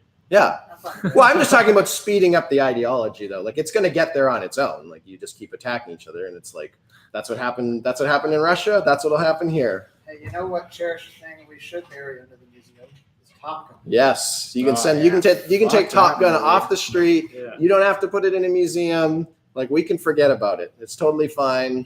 Yeah, I got a beat to pick with you. You said going into last night that we had a VHS of Top Gun to watch. Yeah, well, I hope Dave would have one, but he didn't have one. So I'm sorry, because that would have been a lot better too. And that was not as disappointing as the actual movie, though. I was pretty charged. I think like my major gripe with this movie is just all the fucking jet footage. Like, so it was terrible. Why was it so loud? I don't know. Crazy. So the intro of this movie, while the title comes up and Highway to the Danger Zone is whatever the hell it's called. I went to the danger zone? Or is it highway, isn't it? I thought it was Highway, but then sometimes I was saying I went. I don't know. It's a fun song to say. I know. They don't use highways in this movie. I mean, it's not all highways. It's danger zone. So that's playing, and they're showing a bunch of just footage of like jets landing and jets taking off, just jets doing stuff. Just jets jetting. Just jetting. It's nothing really crazy or anything. And then you think, okay, this works for the opening credits. It sets up, the kind of imagery that you're going to see in the movie. And then that intro goes on for like another few minutes. And I'm like, okay, this is going on a bit long. And then it just keeps going. It's like a 10-minute intro of just jets flying around doing, and then there is nothing more boring than jet footage. Yeah, it was. Well, there could be good. They shot it really poorly. It's just shaky cam, blurry. It's almost stock footage. Yeah, feels like. But yeah, so it's this intro. It just goes on forever. Just random footage of jets doing nothing, and then so does the rest of the movie. Like the movie just continues doing that. You get some dialogue scenes and mission briefing scenes spliced in between them going on training missions. It's all like 95% of this movie is training missions of just them flying around in jets, being followed by their instructor jet who's teaching them how to dodge a missile or something. I have no idea. Watching Tom Cruise trying to nail his instructor. And the problem with this jet footage is it's always shot like from the ground. Not always. Almost always shot from the ground, looking up at the sky. So there's no context of like how fast they're going or anything. And no, if it was from they shot it from the ground, but they zoomed in way too tight. Yeah, like you can't see anything. Like, but nothing seems exciting. Like if it was, I know jets wouldn't fly this low, but if it was closer to like mountainscape or whatever, like canyons or something like that, you'd have an idea of the danger of some of the maneuvers they're doing. But when they do like a side roll thing and the camera's just pointing toward the sky, there's just nothing interesting or engaging about it. On top of that, you have all these different characters and different jets, and it does, the close-up shots of their face in the jet, and then they'll cut back to just them doing just jet shots whizzing around. I have no context as to who's in what jet, and the scenes are so unclear and poorly shot and hard to follow. Like, what am I even watching? And then they'll say something like, "Oh no, he's on your tail. You got to do a D6 dive to evade his whatever." Like, what? And then it shows a shot of them like kind of going faster. Yeah. I'm like, what the hell does any of this even mean? I have no idea what I'm watching. All I know is just like scenes of them growing out, and then it'd get to jet stuff where I had no idea what the jets were even doing. And that's most of the movie. Yeah, I think a minute or two into like the second jet scene, I realized the same thing. I'm like, I don't know what's going on, and I just zoned out every time. And the movie, when it was like, okay, this is a little engaging when the actual story, I use air quotes, is happening, and then all of a sudden they hop into their jets, and I'm like, oh, I'm disconnected again. It completely takes you out of the movie. Because parts that should be exciting are so boring. And it's like 5 minutes every time. It's like 5 minutes straight of loud noises, confusing who's flying what jet, and then the scene ends, and you're like, what was? Because it contributes nothing to the story. It's almost like an intermission every time, and you're like, then you don't even remember what was happening before that. And It just takes you right out of the movie every single time. It's a bad movie. But Yeah. On top of it, like the plot basically does nothing for about. The movie's what, like somewhere around an hour, 40 hours. 50 About hours. yeah. And like at least an hour and 20 of that is them just going in and out of their personal lives to training montages. Well, not montage, but like training footage of them flying around in jets. And the movie, like seemingly, it's like the plot is not going anywhere. You get a sense that he's becoming a pilot, learning to become a better pilot or whatever. But it's so long. You could establish that in a much shorter period of time. It does feel like you say stock footage. I don't think it was stock footage. No, it obviously wasn't stock footage, but it has that feel like they had a bunch of stock footage of jets and decided, oh, we can make a movie and just slice in some scenes in between all this hour and a half of stock footage of jets flying around over that. Mm-hmm. And it's so boring. Like there's just. I guess if you really love the bro stuff, that again, I'm coming back to that because I think that's the only thing that people have latched onto this Frozen point. Mm-hmm.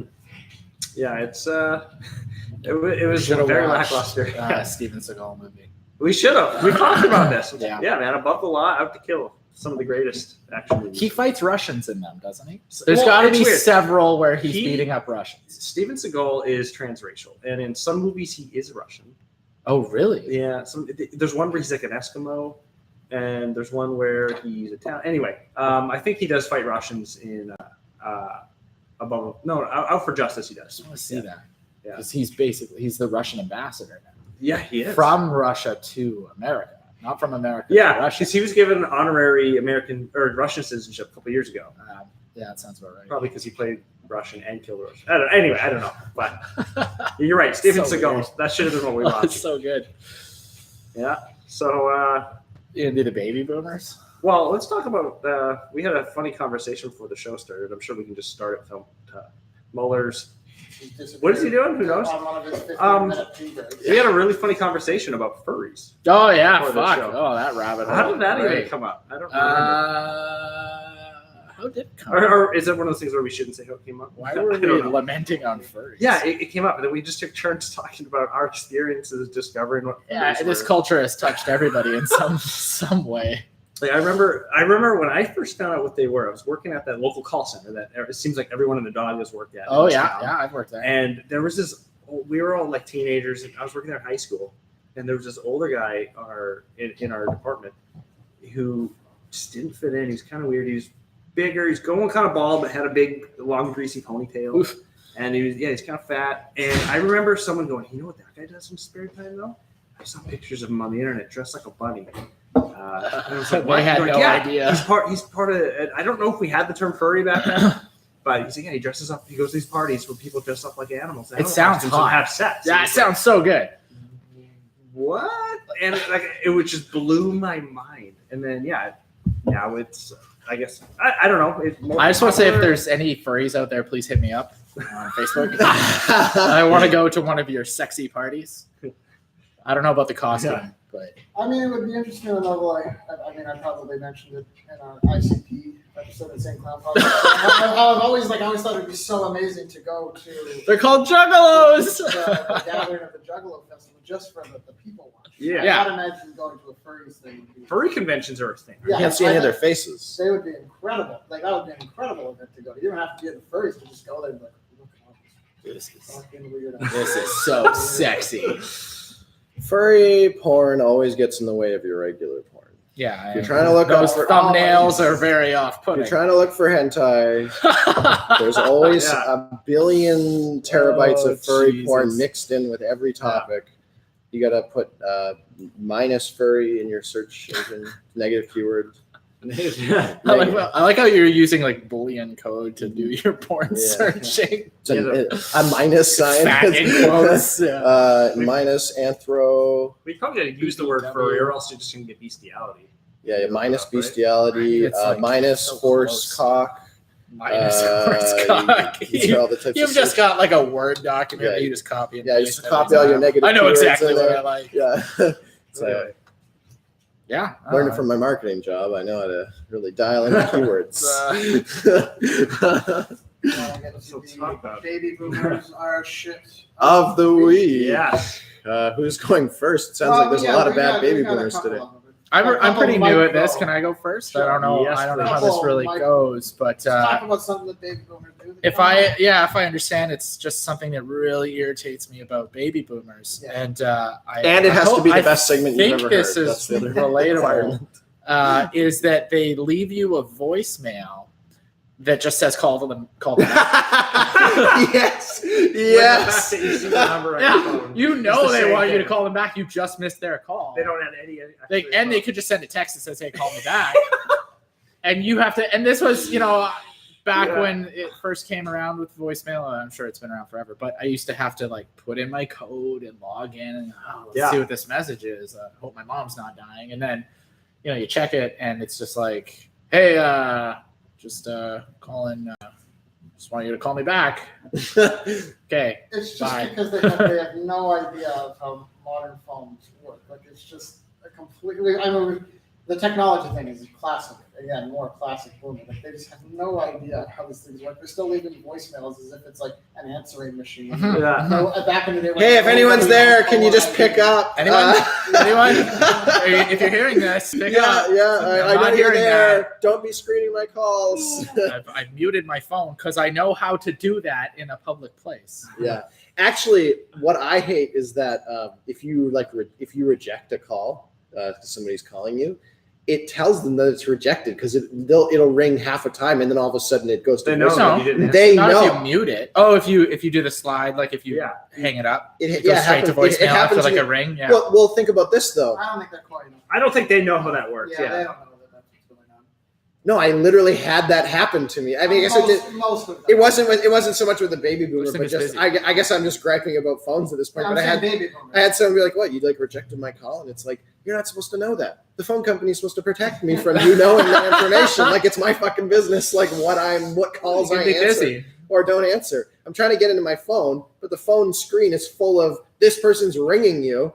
I can press the little button to turn my screen, but I want to use my phone and do something else. Yeah. Now I have to reject the call to get it off of the screen. It's like, well, now people know. I don't want to talk to you. Go away. Anyway, sorry, I didn't mean to distract from baby boomers. That's all I got. Egregious sin. So I'm going to go ahead with mine because mine's going to be a little weird, and yours will maybe close it off a bit better. But my gripe with baby boomers is that they all post in the comments section at weathernetwork.com. Oh my God! What? I bet you're all thinking there's something. I gotta look like comment section at weathernetwork.com. So it's not related under the weather.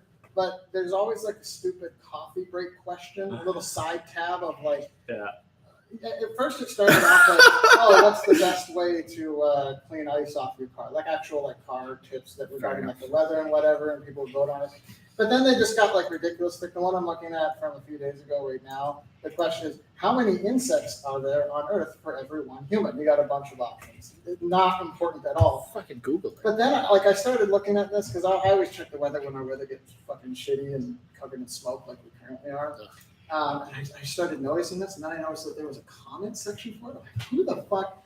There's got to be it's got to be one of those things where there's no comments. And then I look, for every one of these questions, there's a fuckload of comments, and there's no way it's anyone else but baby boomers. And then every profile I click, you can actually make a profile and attach your picture, and it's always some what? Yeah, I'm trying to get to them, and it's telling me that I need to make a profile to even get to them. So I can see comments. This one's got 0 comments, but.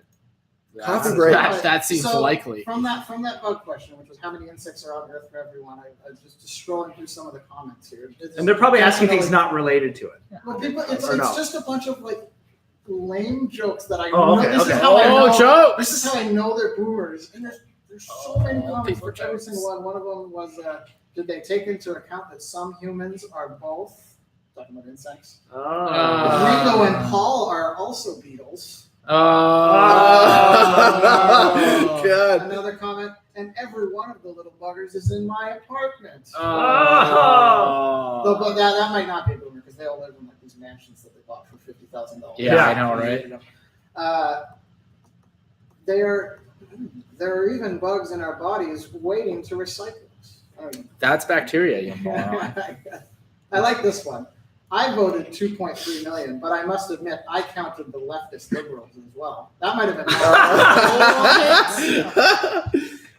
I got one here. So it says, if you are allergic to poison ivy, which fruit should you also avoid? First off, I'm like, everyone's allergic to poison ivy. Yeah. Like, are there people who are immune to it? I'm assuming it means like especially allergic. Yeah. And then this guy Ramjet comments, dated a girl named Ivy once. You could definitely say what's poison, but that's it. Is that Batman? That's awesome. That's pretty funny.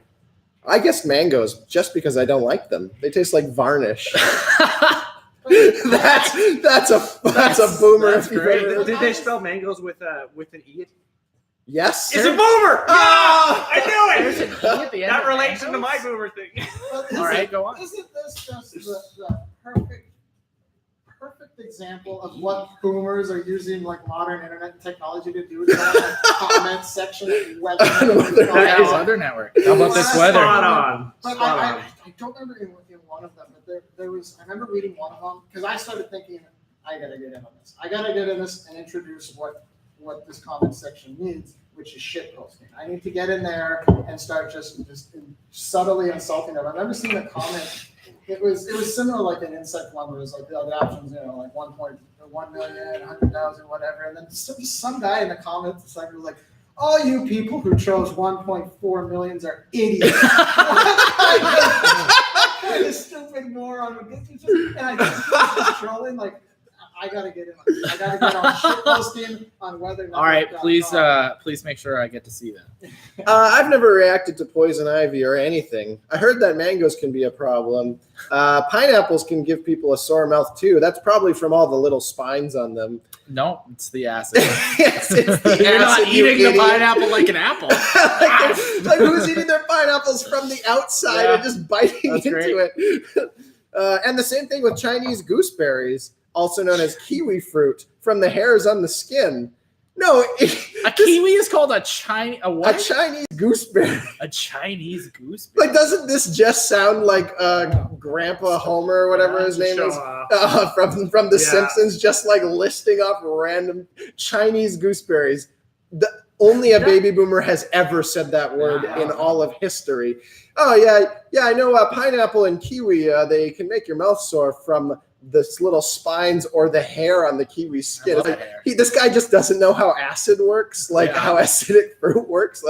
Another coffee break question here, which is, what is the best way to get out of deep quicksand? And then someone answered, you could also apply that to potholes where I live. Oh this my God. Boomer comments for sure. I can sniff them out a mile away. By the way, I didn't finish this one, but he said he's going on about the kiwis, and then he says, very smoky here today. It's supposed to start clearing by the evening. Have a good afternoon. Yeah, that's a boomer. It's like a sign off, like it's like they're having a conversation. And then Dave Highstead replies to him. Hope you get some relief from all that smoke very soon, Kat. I'm sure it must be quite difficult for many. A new relationship has been born. Just some random commenter section. Comment section needs shit posting. I'm gonna Yeah, you should. Yeah. Like that. That would be a weird thing to post on your friend's Facebook. Nonetheless, just a random guy you don't even know. I hope your smoke clears up very soon. I mean, I think it's like a baby boomer dating website. Dude, these guys are going back. They're going like back a friend and forth. finding website. Like the other guy replied back to him, smoke's really unpleasant. But my daughter has mild asthma and needs to use her inhaler more often. When Is this a man and a woman or a man and a man? Two men. Yeah. New friendship is boring. Smoke seems to be getting worse, though. Stings my eyes a bit. And then the guy replies, the whole summer's been very unusual for my district, Kat. Very dry. They brought the conversation they were trying to make something more interesting than the weather, such as some trivia, and they brought the conversation back to the weather. Oh yeah, you don't want it to get too far from the weather. Holy shit. As soon as I saw this what's in the comment section, I'm like, okay, this is going to be just either no one posted or just a couple things. if you scroll through any one of these questions, it has like hundreds of responses. That's insane. There's so many people. I think this is going to have to. On weathernetwork.com. Yeah, this might end up as a new segment here. Like the weather segment. Andy trolls the Weather Network. We're going to turn into global news where they just bring tweets onto the news now. It's like, yeah, we're bringing in weather. It's always weird. It's like the journalism's out the window. They just collect tweets. Yeah, from people who've seen it. They're You idiots are giving us free money. They're flat out recognizing. They're like, yeah, the internet has replaced us. It's like, oh, here's this post we found on Reddit. At least they're not living in like. Here's some tweets from this celebrity. Like they're just telling you plainly. This gets desperate on like CNN. They're like, well, here's some comments from weathernetwork.com. Or things get desperate at Real Movies, Real Men. Here's some comments from. So then you got a boomer So as well. I actually have a side thing first related to yours. So one thing that boomers are horrible at, they're bad at anything social I just got a media call, related. but I can't. But I have to reject it, so he's gonna know. Oh no, is that Dave? Tell me to reject it. Oh, he's gonna know. Oh. And you know what? He's the one that happened to last time. So when you post something on like Facebook, for instance, like a picture of like, oh here's something I did, or like a post or something, just something in like it, just something normal. I don't post much on social media, and a baby boomer will go and hijack that. They'll go into your picture or your post and go, oh hey, how's it going? How you doing? Oh, how was the thing the other night? And it's like, can't you just text me that? Yeah, they don't understand it's a comment that other people are seeing, and that now, all of a sudden you're in a conversation with them. That's like the part of the post. You're not in a conversation. And everybody who's liked reply. it is now getting information about it. And now this stupid post I made, or this heavy metal video or picture or something I posted, now I got my aunt or somebody asking me how my day is. Your summer been? Yeah, and I'm like, you just ruined my whole thing. Now if I delete this, you're gonna think I'm an ass. And if I don't, like no one else is gonna comment on it. So now you have to message her, delete it, and now you have to actually talk to her. I just ignore it. The depths of their lack of understanding of technology Yeah. and internet is that they don't even understand how a comment section works. No. It's such a an insane lack of it's not a conversation section. Well, I was gonna say like it's something to do with etiquette as well, but you're right. I think it's more basic than that. They just don't understand how it They works. have no idea what when they're scrolling through the internet, what they're actually staring at. No idea. So insane. Maybe baby boomers are onto things. Maybe we should. This is how we should be conducting our comments. Is all our private conversations. That's how conversations should play out. We should just do on our Facebook walls all of our private conversations. We'll have like all these threads that we're linked to from 2 years ago. It's like a group. It's a group conversation with like the four of us to organize the podcast. So then we like, oh yeah, where's that link again? So invite everybody. We go on Facebook Messenger, send each other the link so that we can talk in the group. But it's just a Facebook post with. So that's not your thing. That wasn't my thing. No, the actual thing I was going to bring in. So baby boomers, we've brought up the cursive writing in the past, complaining about how millennials, school's not the same as it was, and they're complaining about how things aren't done a certain way, and they were smarter and they had to work harder. For a group of people to talk about how much smarter and better off they were, they really suck at grammar. Like they suck at it. They don't know how to use apostrophes. They add letters to things. Yeah. And yet they want to sit there and criticize other people. My favorite example of this was it was a thing I texted you two. There's a video here, so you're missing out if you just got the audio. Yeah, you better watch the video. There was this video I was watching of someone going, this is a liberal person who went to a Trump protest. I don't know why I watched it because I knew it was going to be annoying, but I was like, some of the people at Trump rallies, sorry, it's a Trump rally. And it's kind of like people of Walmart, funny. Right? Yeah. And I'm like, this that's what it's like seeing. It's like, I might not agree with everything that the reporter's saying, but it's more like a people watching thing. Yeah. So he's interviewing this one guy, and I don't even remember what he was saying, but I think he was talking about the wall. And his shirt was awesome, and you could tell he made it himself because of the grammar. And the shirt said, "Liberals and Islam sucks." And there's two major issues with it. Again, it's not funny. It's funny because of the grammar. And the first issue, and it's nitpicky, is like he says liberals and Islam. He should say liberals and Muslims. Or liberalism and Muslims. Anyway, getting that's politically correct here. The bigger point is the sucks had an apostrophe. What universe is like so? It's for possession because I own this shirt. Yeah, people just think, it's possession. I just put apostrophes every time it's something that somebody owns, and You tell baby awesome. Boomer it's for possession. They're like, oh, is that The Exorcist? Anyway, it was hilarious. Oh, you got a real man sneeze attack over here. Yeah, so for a guy that was spouting about building the wall and how build the wall, need to leave America, I'm like, could you even like write down what you're saying properly? No, like, come on. That's why he's got Trump. Well, they're writing it so big too. Like they put so much effort. You'd think they would at least bother to just check and see if it's spelled right. The shirt was all I have better spelling on my casual one-handed touchscreen conversation. Yeah. Anyway. Get a brain, morons. I see basic spelling errors all the time on social media from boomers. It's not spelled. What's this red underline mean on my post? Get this out of here. I don't get that. It's not spelled socialism. It's spelled democracy. I love protesters misspelling what they're doing. It just takes all the steam right out of it. And beyond that, they had time to think about it. Oh, and that was the best they could come up with time. Like making a poster board is at least going to take 2 minutes. At least, even if you just like whip it together really quickly with a Sharpie. And some of these are very bold, so they've like gone over it I can't a bunch of times. I get to the end and I'm like, shit, I need 3 more letters. Imagine and like how many protesters? Get a brain, morons. So this R is probably a full inch thick. That's how much they've highlighted with a Sharpie. Can you imagine spelling the word morons as morans with 25,000 brush strokes? Can you imagine doing that? No. Idiot. They spell moron with it was A. With an A, morans. Maybe they're Southern and they spell it like they say it. Maybe that's true. It always is great when someone misspells something. Like something like the word moron, like you're calling someone. Yeah, you're calling someone a moron. Something like you can't even spell the word properly. That's always my favorite thing when people do that. Pretty good. Suck it, boomers. Want to close up our thoughts on Top Gun? Tom Cruise is too ugly, and that's why this movie sucks. Pretty simple. This movie, Top Gun, is a poor man's Starship Troopers. Absolutely. Yes. If you look at the plot, they're very similar. You got Top Gun, they're just a bunch of bros and young guys going through the military rank of some sort, going through the training, and then eventually there's like a serious mission that they have to apply all the training, blah, blah, blah. Then you look at Starship Troopers, and it's that same basic plot, but there's a whole bunch of great social commentary. They're also like, it's not just them in and out of stupid training montage, like boring training jet footage.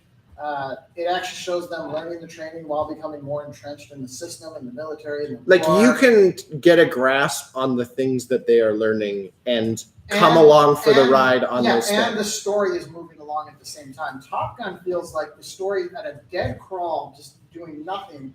Until the credits. For an hour and 35 minutes, and then the last 15 minutes, the plot actually gets going. Starship Troopers they're going through the same training thing, growing as characters, while also they're being entrenched in the war story going on. And then there's also this great tone of the satire of like pro-fascist ideologies. Don't watch Top Gun. Watch Starship Troopers. That's my closing thoughts. We spent probably half the movie after you brought that up, Andy, talking loudly over Top Gun about how great Starship Troopers is. It did. When I started about halfway through the movie, I was just like, man, this movie makes me want to watch Starship Troopers. And I started thinking that's because this movie is just a shittier version of Starship Troopers. It really is. It made me want to watch Shark Stip Troopers. And Michael Ironside is in both of them, so just watch Starship Troopers. My review of Starship Troopers is watch it and then don't watch Top Gun. My review of Top Gun is Starship Troopers is a great movie. Be sure to watch that. That's all we got? That's all I got. All right.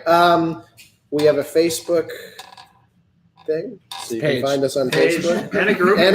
We have both. The group is private, so you have to join and answer questions. And if we like your answers, you can get in our group and get some hot content, like our mini reviews I've been posting. Hot content. For example, my mini review of the Black Panther. Too Many Africans. Oh, that's the type of posts you can find on our. You mean Wakandans? dated- They're from Wakanda, Yeah. Get it right. which I imagine people think is a real place. Wait, so are you saying that the Black Panther had a lot of Wakandan actors playing in it? Yeah, They're they're from Wakanda. I think it's in South Africa. Too much Africa in that movie. We also have our YouTube, which you can subscribe. And, How do you subscribe? I had somebody ask me. Touch this that earlier. bell. Well, you just go to our click the bell. Facebook, and then you join the page, and then you look for the YouTube link, and then that brings you back to YouTube. And then Okay, you right. subscribe to the channel, and then Quit when being such a fucking boomer and just figure it out. Buy a subscription on a YouTube channel. and then it tells you on your phone when we're going live with the episode, That's so you right. can get it a week and a half early. Nice. Better Nice. camera to come, I think. Yeah, it depends if you guys do it. All right, check out realmoviesrealmen.com for our post for this episode, and we'll catch you guys later. Woo! Thanks, Richard. I hate ostriches. That was a nice tight episode. Tight. Just the right amount of movie talk. Not Are enough. you gonna end that Hashtag. live stream, or is this the bonus content? for Yeah, it's the Patreon? bonus content. You guys get some bonus content. Oh, David Shearer. Bonus Wakanda's in Africa, you dip. What the people listening to. Yeah, we've been hiding this. Only the I'm people on watching the this. live feed get to see the commando Don't cover. turn this off, you I'm dips. watching this. Don't turn this off, you dips. Yeah, just don't turn it Who is off. that? Dave. Should I'll leave have it on for tuned Dave. in sooner, Dave. Yeah. Get your comments on there. Gotta go in. Can we see who the people viewing it are? So Yeah, it's just Dave, me and Dave- one other person. So One- Dave's me and- watching this and he called. Yeah, he probably did it on purpose. Did you do that on purpose? Oh, that's You awesome. dip? That's great. And he was like, I know he's not gonna have his phone. There's muted. actually, it's me, Dave, and one other person. Is it one of you on the YouTube channel right now? Might be Bush. Oh, on there right now. Hey, Oh, I think I should subscribe. sign off if you're watching. I gotta win. Okay. Oh. Yeah, are you signed off? Are you out of it yet? No, I'm still watching. You can turn it off. I want to now. know how many people we actually 3. have. It tells me right here. There's 3 You are people one of watching. I am one of them, and there are 2 other people. One of them is There's no Dave, one else? and one is our mystery person, Oh, mystery viewer. who we are Hopefully a lady. eternally grateful to.